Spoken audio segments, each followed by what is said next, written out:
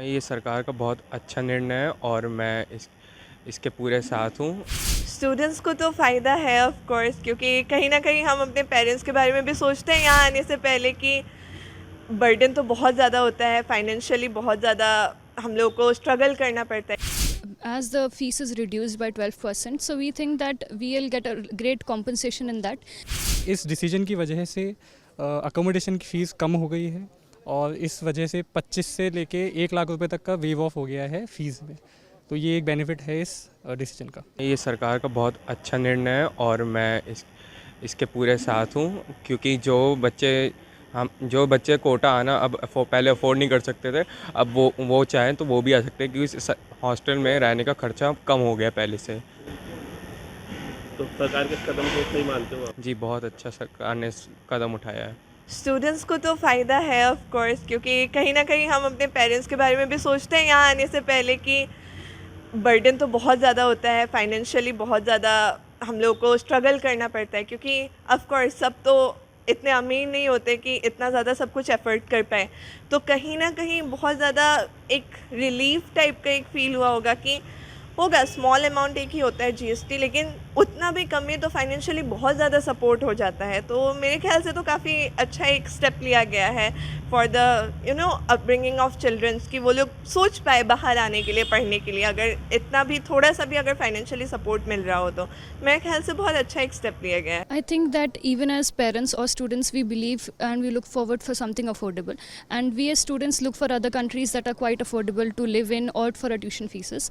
But the government of India has taken this step, and I think it's very helpful because even now as a student, we don't have to go to other countries to look for education that is affordable. We can live here and continue our education, which is at reasonable prices. Financially help से, क्योंकि आपके बहुत पैसे बचेंगे तो उसको student कैसे use कर पाएंगे, आपको कैसे लगता है यूटिलाइज कर पाएंगे उस मनी को उस time?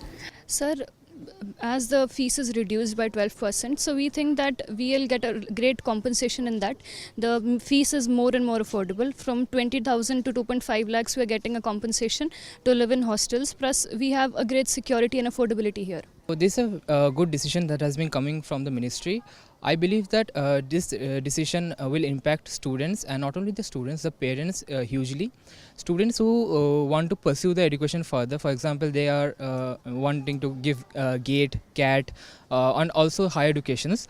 They can save their money for that, and not only that, I believe that with that money they can also pursue higher education. Another thing I want to emphasize is that nowadays not all college can afford to keep students into their hostels.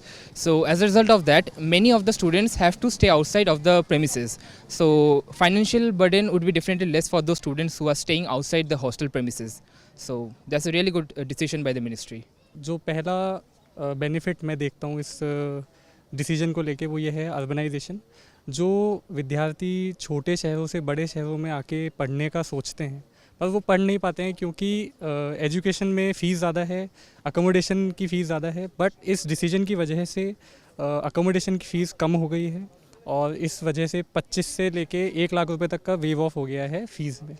तो ये एक benefit है इस decision का। इस अगर जो बच्चे पहले से ही बाहर पढ़ रहे हैं, जिनको पैसे बचने वाले हैं, वो इसको कैसे यूटिलाइज कर पाएंगे आपके हिसाब से? जो फ़ीस हम एक्स्ट्रा अकोमोडेशन में देते थे, उस फ़ीस से हम हायर एजुकेशन में वो फीस लगा सकते हैं, जिससे हम बेहतर एजुकेशन पा सकें।